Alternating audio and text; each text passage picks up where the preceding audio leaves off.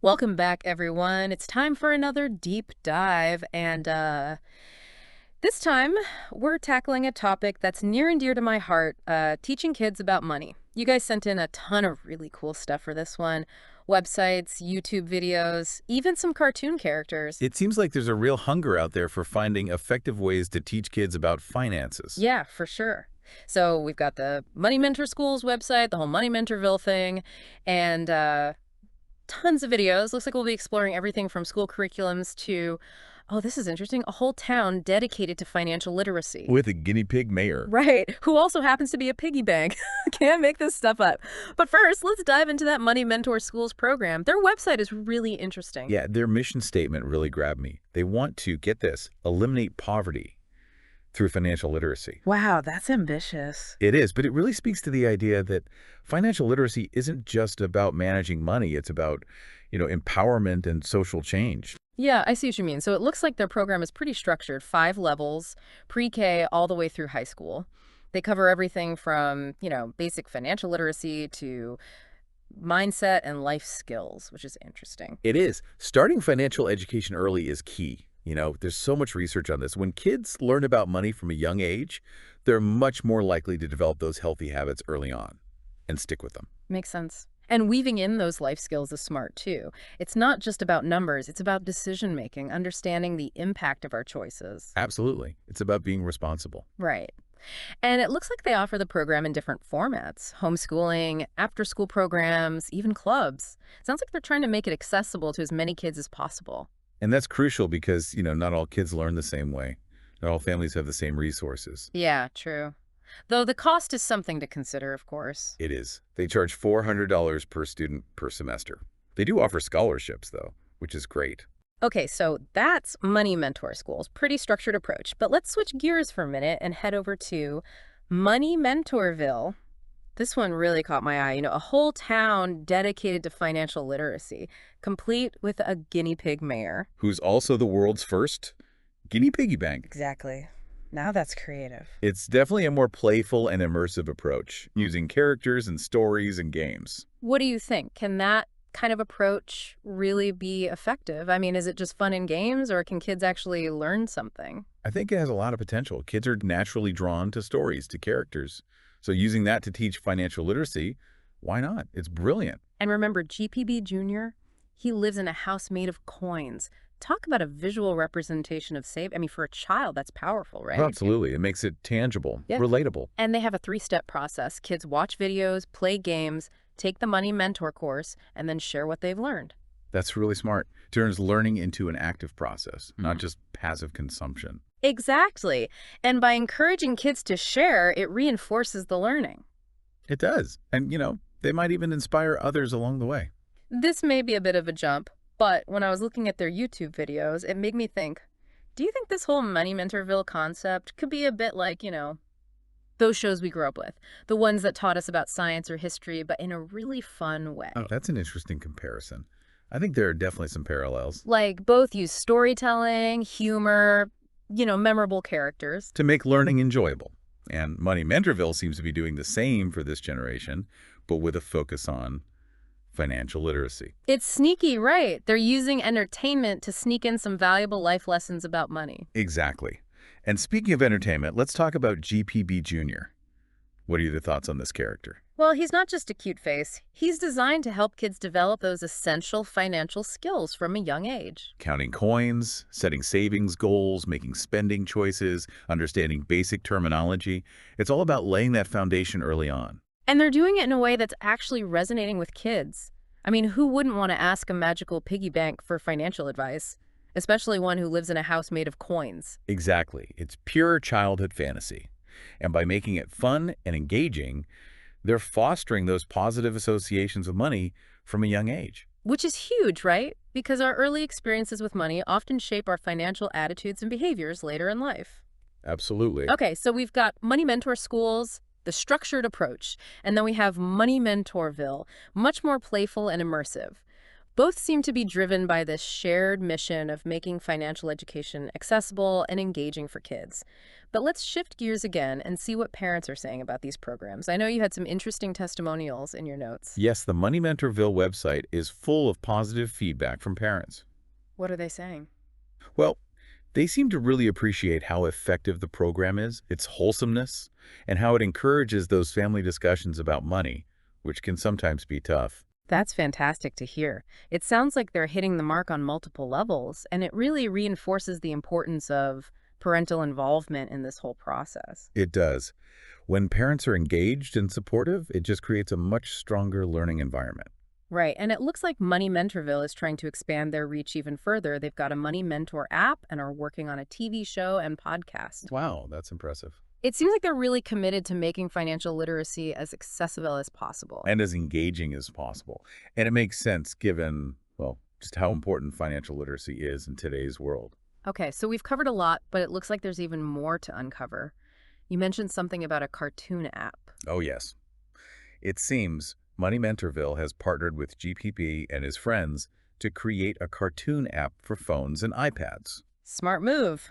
Seems like everyone is on their phones or tablets these days, even young kids. Right. What a clever way to meet them where they already are. And it sounds like it's been well received. Parents are loving it. They are. They love the quality of the content, and they say their kids are really engaged, which is what we want, right? Right. It's not just mindless entertainment, it's actually teaching them valuable skills. And remember how Money Mentorville encourages kids to share what they've learned. Well, it looks like they're taking that to a whole new level. You mentioned something about a TV show and a podcast. Yes, GPB is stepping into the world of media stardom. It's a fantastic way to reach an even wider audience. Yeah, because not every child has access to the Money Mentor Schools program or even the app, but Right. a TV show and podcast that has the potential to reach almost everyone. Exactly. And by using GPB as the face of these initiatives, it keeps that element of fun. Right. It doesn't feel like a lecture or a lesson. It feels like entertainment. It does, and that's key. So we've got Money Mentor Schools with their structured approach, and then we have the more playful, immersive style of Money Mentorville. Both seem to be driven by that shared mission of making financial education accessible and engaging for kids. But I'm curious, as you look at these two programs side by side, what stands out to you the most? You know what strikes me is how both programs, even though they have very different styles, both tap into the power of storytelling. Oh, interesting. It's no coincidence. I mean, both programs feature such compelling characters and engaging storylines. That's a really interesting insight. It's not just about teaching kids dry facts and figures. It's about connecting with them on an emotional level through those stories. Exactly. Mm-hmm. And by doing so, they're creating a learning experience that's much more likely to stick with kids long term. I think you're right. Think about the fairy tales and fables we heard as children. We remember those stories. They entertained us, but they also taught us valuable lessons about life. Right. These programs seem to be taking a similar approach, but with a focus on financial literacy. They are. It's like planting seeds of financial wisdom. That will hopefully blossom into a lifelong understanding of money. Now, you mentioned that you were particularly interested in the pedagogical approaches of these programs. What did you mean by that? Well, the entertainment aspect is fantastic, but I was also curious about the research and the evidence behind their teaching methods. And they've done their homework. They've clearly considered how children learn best. I see. So it's not just, hey, this is fun, let's do it. There's actually thought behind it. Oh, for sure. For example, both programs emphasize what we call active learning. So kids aren't just passively absorbing information, they're actively participating in games, activities, discussions. Right, right. It's not just about memorizing definitions. It's about applying those concepts in real-world scenarios. Exactly. And they both utilize positive reinforcement, which is so important. Encouraging kids to celebrate their successes and learn from their mistakes in a safe and supportive environment. It sounds like they're trying to create that positive learning experience that fosters confidence and a growth mindset when it comes to money. They are. And you know what else? Both programs seem to recognize the importance of tailoring their approach to different age groups. Oh, that's key. The concepts and activities are developmentally appropriate, ensuring that kids aren't overwhelmed with information they're not ready for. I'm particularly intrigued by the fact that Money Mentor Schools covers financial literacy from pre-K all the way through high school. Yeah, and I imagine the curriculum evolves significantly as the students get older. In the early years, it's probably more about laying that foundational understanding of, saving, spending, earning. But as kids get older, the curriculum likely dives into more complex topics like budgeting, investing, credit. It makes sense. They're scaffolding the learning, building upon those foundational concepts, and gradually introducing more complex ideas. Exactly. They're making sure students are equipped with the knowledge and skills they need to navigate the financial realities of life. At each stage of life, which is really important. Okay, so we've talked about the importance of storytelling, active learning, positive reinforcement, developmentally appropriate content. But let's zoom out for a minute. What about the bigger picture? If we look at these programs within the context of society as a whole, what are your thoughts? Well, I think these programs represent a shift in how we think about financial literacy. How so? For a long time, it was seen as something you learned as an adult, through trial and error, often making a lot of mistakes along the way. But these programs are saying, no, financial literacy is something we need to be teaching our children from a young age. It's like we're finally recognizing that it's a fundamental life skill, just as important as reading, writing, and arithmetic. Exactly. And by empowering our children with financial literacy, we're setting them up for a more secure future, a more successful future. We're breaking cycles of debt, fostering financial independence. Creating a society where everyone has the opportunity to thrive. I love that. It's about giving them the tools to build a better life for themselves and for generations to come. But like with any educational program, there are always potential challenges, potential limitations. What are some things that come to mind? Well, one challenge is ensuring that these programs reach all children, regardless of their background or where they live. That's a great point. I mean, the TV show and podcast have the potential to reach a wide audience, but the Money Mentor Schools program, with its cost per student, may not be accessible to everyone. Right. And even with scholarships, there might still be barriers for some families. Another challenge is ensuring that the curriculum stays relevant, up to date. The world of finance is changing so rapidly, new technologies, new trends. All the time. It's crucial that these programs adapt, that they evolve to reflect those changes. That's true. They need to be nimble, responsive to the changing needs of students. And of course, there's the question of long-term impact. While these programs show great promise, we need more research. We need evaluation to really assess their effectiveness. That makes sense. Are they truly shaping long-term financial behaviors? We need data to back up the anecdotal evidence. We do. But overall, I'm incredibly impressed with what I've seen so far. Me too. It's encouraging to see so much creativity and innovation being poured into financial education for kids. It is. It's a testament to the growing recognition that financial literacy is essential for individuals and for society. Absolutely. And the fact that they're making it fun and engaging, that's huge. It is. It's a game changer. Okay, so we've explored the programs, we've talked about their impact on society, we've touched on the importance of finding the right fit for each child. But I want to go back to something you mentioned earlier, that positive feedback from parents. You said they were particularly impressed with the wholesomeness of the MoneyMentorville program. Can you talk about that a bit more? What makes it wholesome? I think it's a few things. First, the characters. They're all positive role models. They emphasize values like honesty, responsibility, generosity. They're not just teaching kids about money, they're teaching them about being good people. That's so important, especially in today's world. It's refreshing to see a program that's not just focused on financial success, but also on character development. Right.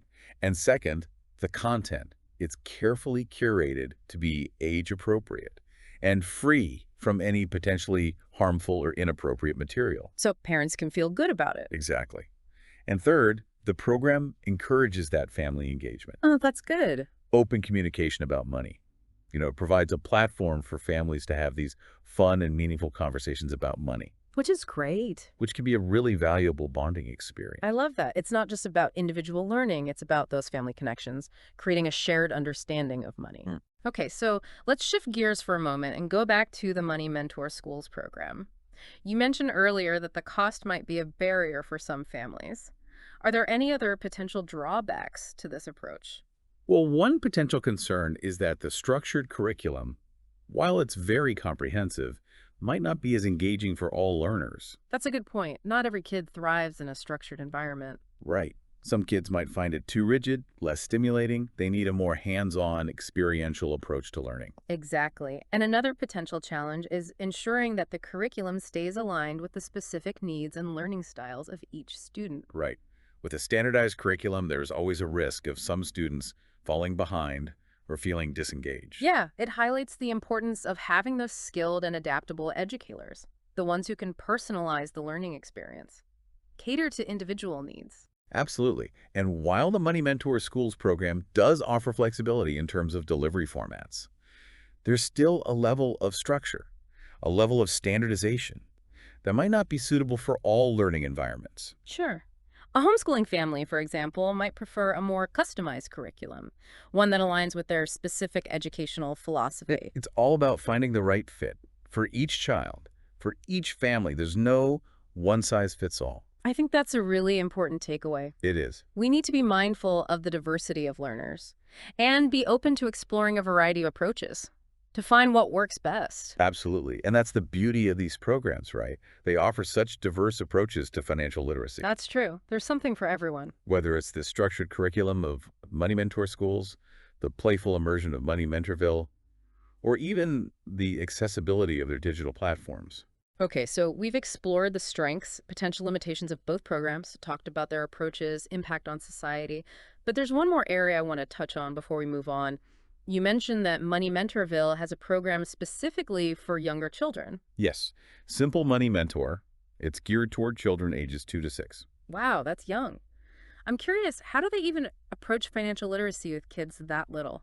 Well, at that age, it's more about laying the groundwork for a healthy understanding of money. They're learning about the value of saving, the concept of sharing, the importance of making choices. Sounds like they're introducing those foundational concepts in a very gentle, playful way. Exactly. And it's not just about the kids. The program includes a component for parents, too, providing guidance and support on how to talk to their young children about money. Oh, that's smart. Parental involvement is so crucial. It is, especially at that age. When parents model good financial habits and talk openly about money, it creates a positive learning environment. Absolutely. And it sounds like the program provides parents with the tools and resources they need to have those conversations. Yes, it does. Wow, it sounds like they've really thought of everything. They have. They're covering the full spectrum of financial literacy, from toddlers to teenagers, even providing support for parents along the way. It's a comprehensive approach. It recognizes the importance of starting early, building that strong foundation, fostering that positive and informed relationship with money throughout life. It's inspiring to see so much effort being put into empowering the next generation with financial literacy. It is. It gives me a lot of hope for the future. Me too. When we equip our children with the knowledge and the skills to manage their finances wisely, we're giving them the power to shape their own destinies. Absolutely. And create a more secure and prosperous world for everyone. Before we wrap up this part of our deep dive, I want to touch on something you mentioned earlier about the challenges these programs face. You said one of the potential concerns was ensuring that they stay up to date with the ever-changing world of finance. How do you think they can address that challenge? That's a great question, and it requires a proactive approach. First, I think it's crucial for the creators of these programs to really stay on top of the latest trends. They need to be constantly learning and adapting. Right. They need to be at the forefront of financial literacy education, constantly innovating and evolving their programs to meet the needs of a rapidly changing world. Exactly. And second, I think it's important for them to incorporate flexibility into their curriculums. So, rather than having a fixed set of materials, they could create modules or units that can be easily updated, swapped out. Oh, I like that. It allows for a much more dynamic and responsive approach. It does. And third, I think it's essential for them to foster partnerships with experts in the field. That's smart. They could consult with financial advisors, economists, educators, just to make sure that their content is accurate and relevant. It's about tapping into that network of knowledge and expertise, making sure that their programs are always at the cutting edge. Exactly. And by doing so, they can ensure that these programs continue to empower children and families with the knowledge and skills they need to thrive. This has been a really insightful conversation. We've covered a lot of ground, from the specific features of these programs to their broader societal impact. What are some of the key takeaways that stand out to you? Well, one of the biggest takeaways for me is the importance of starting financial literacy education early. Both Money Mentor schools and MoneyMentorville show us that even young children can grasp these concepts and develop healthy habits. When the information is presented in a way that's engaging and appropriate for their age. It's about laying that foundation early on so that kids grow up with a positive relationship with money. Yes. Another key takeaway is the power of storytelling and entertainment in financial education. Both programs leverage engaging narratives, relatable characters, interactive activities. To make learning about money fun, to make it memorable. Exactly. It's about capturing kids' imaginations. Yes. And making financial literacy something that they're excited about, not something they dread. I love that. And finally, I think it's important to highlight the commitment of both programs to accessibility, to inclusivity. They're trying to reach children from all backgrounds. They are. And make sure that everyone has the opportunity to become financially literate. It's about creating a more equitable society, a financially empowered society, where everyone has the tools and knowledge they need to succeed. Okay, so we've talked about the importance of starting early, the power of storytelling, the commitment to accessibility. But as we wrap up this part of our deep dive, I want to leave you with a question to ponder. What if these programs weren't just for kids? What if we applied the same principles, the engagement, the entertainment, the inclusivity, to financial education for adults? That's a great question. And it's something I think we should definitely explore further. Right. If we can make financial literacy fun and engaging for children, why not for adults? Exactly. Perhaps there's a lesson to be learned from these programs.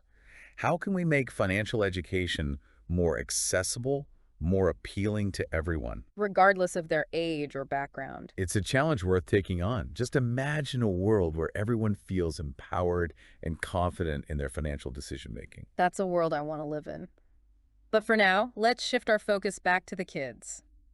You mentioned in your notes that MoneyMentorville is working on a new initiative specifically for teenagers. Yes, Money Mentor Teens. It's designed to prepare teenagers for the financial realities of adulthood. Interesting. What are some of the topics they're covering? How are they approaching financial education for teenagers? Well, it seems they're tackling some big issues. Budgeting, credit scores, investing, even student loans. Wow, that's a lot. They're recognizing that teenagers are on the cusp of making some major financial decisions, and they want to make sure they have the knowledge to navigate those choices wisely. So it's about empowering them to take control of their financial future, to avoid some of the common pitfalls that young adults face. Exactly. And they're not just lecturing at teenagers. They're using interactive activities, real-life scenarios, even mentorship opportunities to make it engaging and relevant. It's about meeting teenagers where they are, understanding their interests, their challenges. Yes, and presenting financial information in a way that connects with their lives. And it sounds like they're recognizing the importance of peer influence, of social learning. Yes, they're creating opportunities for teenagers to learn from each other, to share their experiences. So important. Teenagers often learn best from their peers. Absolutely. And by incorporating these elements into their program, MoneyMentorville is creating a learning environment that's more likely to resonate. I'm impressed by their commitment to evolving their offerings, meeting the needs of different age groups. They're not just resting on their laurels. They're constantly innovating and expanding their reach. It's a testament to their passion and their belief that everyone deserves to be empowered with the knowledge and skills to manage their money wisely. Okay, so we've covered a lot of ground. The programs, their pedagogical approaches, their societal impact. We've talked about some of the challenges and explored how these programs are addressing them. It's been a fascinating conversation. It has. And it's clear that Money Mentors and MoneyMentorville are at the forefront of a movement. A movement to make financial literacy accessible and engaging and empowering for everyone. As we move into the final part of our deep dive, I'm curious to explore how these programs are impacting individual lives and families. We've talked about the positive feedback from parents, but I'd love to delve deeper into the personal stories, the stories of those who've actually benefited from these programs. I agree. There's nothing quite like hearing those firsthand accounts. How are these programs making a difference in people's lives? Exactly. It's what brings the data and research to life. It does. So let's dive into those stories and see how Money Mentor and MoneyMentorville are shaping financial futures. How are they empowering individuals to take control of their financial well-being?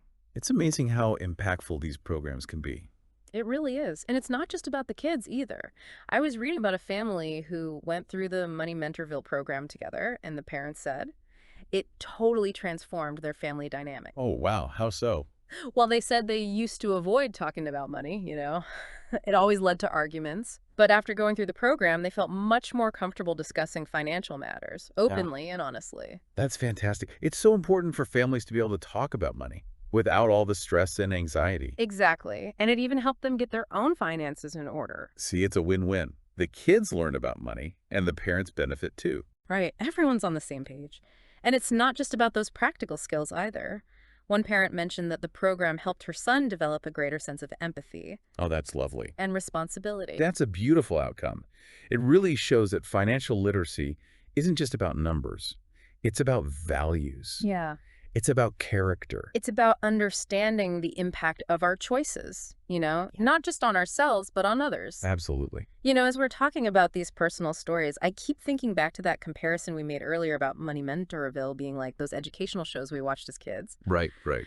They both use entertainment to make learning fun. They do. But I think MoneyMentorville takes it a step further. It's not just about passively watching and absorbing information. It's about active participation. Yes. And real-world application. Exactly. They encourage kids to take what they've learned and actually use it, whether it's setting up a savings goal, starting a small business, or making informed spending choices. Empowering them to take action. Exactly. They become agents of change, not just in their own lives, but in their communities as well. I love that. It's about creating a ripple effect. It is.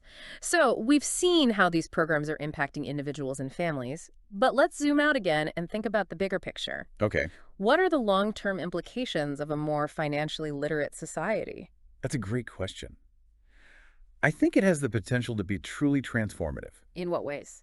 Well, for starters, imagine a society where people are better equipped to manage their own finances. Less debt, more savings. Exactly. That would lead to greater financial stability for individuals and families. And what about the economy as a whole? Well, a more financially literate population would make more informed financial decisions, leading to a stronger and more resilient economy. That makes sense. And think about the social implications. Oh, yeah. Financial literacy can empower people to break cycles of poverty. It can level the playing field. You can create opportunities for upward mobility. It's about giving everyone a chance to succeed. Precisely. And it's not just about economic benefits. Right. Financial literacy can reduce stress and anxiety related to money. Which can have a huge impact on mental and physical health. Absolutely. It can also improve relationships, as we saw with that family who went through the MoneyMentorville program. When people feel confident and in control of their finances, it can positively affect every aspect of their lives. It's interconnected. It really is. So it seems like the potential benefits of widespread financial literacy are pretty significant. They are profound. But how do we get there? How do we make financial literacy a priority for everyone? Well, I think programs like Money Mentor and MoneyMentorville are a great start. They're showing us what's possible. Exactly. We need to support these initiatives and encourage more innovation in financial education. And it's not just about programs and curriculums. It's about creating a culture where financial literacy is valued. Yes, where it's seen as essential. Where it's integrated into our education system, our workplaces, our communities. We need to start talking about money more openly and honestly. Break down the stigma. Demystify the jargon. Make financial knowledge accessible to everyone. It's a big task, but I believe it's achievable. Me too. And it's a task worth taking on. The benefits of a financially literate society are too great to ignore. I completely agree. Well, this has been an incredibly thought-provoking conversation. We've explored the impact of these programs on individuals, families, and society as a whole. But before we wrap up, I want to touch on one more aspect of MoneyMentorville that I found particularly intriguing: their focus on entrepreneurship. Oh, yes. That's a key part of their approach. It is. They seem to be encouraging kids to think like entrepreneurs from a very young age. They're teaching them about the basics of business, about innovation, about creating value. And they're doing it in a way that's fun and engaging, of course. Of course. It's Money Mentorville, after all. Right. But I think there's a deeper message there, too. What do you mean? Well, it's about empowering kids to take control of their financial futures, not just by learning how to manage money, but by learning how to create wealth. That's a powerful concept. It is. It's about shifting from a mindset of scarcity to a mindset of abundance. And it's about fostering a spirit of creativity and innovation. Exactly. And those are qualities that will serve them well no matter what path they choose in life. Whether they become entrepreneurs, artists, scientists, or anything else, It's about giving them the tools to create their own opportunities. to be the architects of their own I destinies. love that. So, as we conclude this deep dive, I want to leave our listeners with a final thought. What if we all embraced that entrepreneurial spirit? What if we all saw ourselves as capable of creating value, of making a difference? What if we all believed that financial abundance is possible, not just for a select few, but for everyone? That's a beautiful vision. It is, and it's a vision that Money Mentor and Money Mentorville are helping to bring to life. They're planting the seeds for a more financially empowered future. And it's up to all of us to nurture those seeds and help them grow. I couldn't agree more. Thank you for joining us on this deep dive. It's been an honor to explore these inspiring programs with you. The pleasure was all mine. And to our listeners, keep exploring, keep learning, and keep believing in the power of financial literacy to transform lives. You know, it's one thing to talk about these programs in theory, but it's a whole other thing to hear about the real-world impact they're having. Absolutely. Real stories, those who would bring it all to life. From what I've seen, the Money Mentor Schools program has been making a real difference. It has. I read a story about a teacher in a low-income community, and she said the program was a game changer for her students. What happened? Well, she found that it not only improved their understanding of financial concepts, but it also boosted their confidence. That's so great. Their self-esteem went up. It was like they felt more empowered. It makes sense, right? When you equip kids with the knowledge and skills to manage money, it gives them a sense of control over their lives. It does. It's like they can see a path forward, a way to shape their own futures. I also read about a family who did the Money Mentorville program together, and the parents said it totally transformed their family dynamic. Oh, I love hearing that. How so? Well, they said they used to avoid talking about money altogether. It always led to arguments. Money can be a really sensitive topic for families. Oh, for sure. But after going through the program, they felt much more comfortable discussing their finances, openly and honestly. That's amazing. So it's not just benefiting the kids, it's benefiting the whole family. Right. And get this, it even helped them get their own finances in order. That's fantastic. Everyone wins. And it's not just about the practical skills either, like budgeting and saving. Hell, right? One parent mentioned that the program actually helped her son develop a greater sense of empathy and responsibility. Wow. That's beautiful.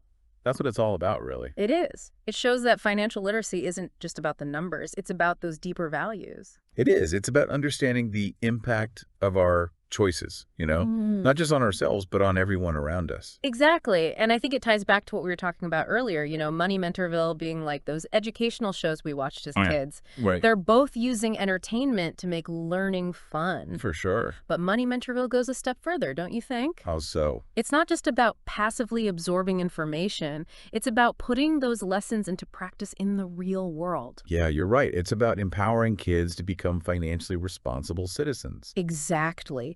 And to use their knowledge to make a positive impact on their communities. Love that. It's a beautiful vision, to see these kids growing up with a deep understanding of financial concepts and using that knowledge to make the world a better place. It is.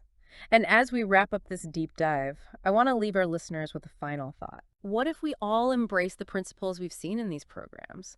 What if we all approached financial literacy with a sense of curiosity, with a willingness to learn, and with a commitment to sharing that knowledge with others? What if we all saw financial literacy as a journey, not a destination? Exactly.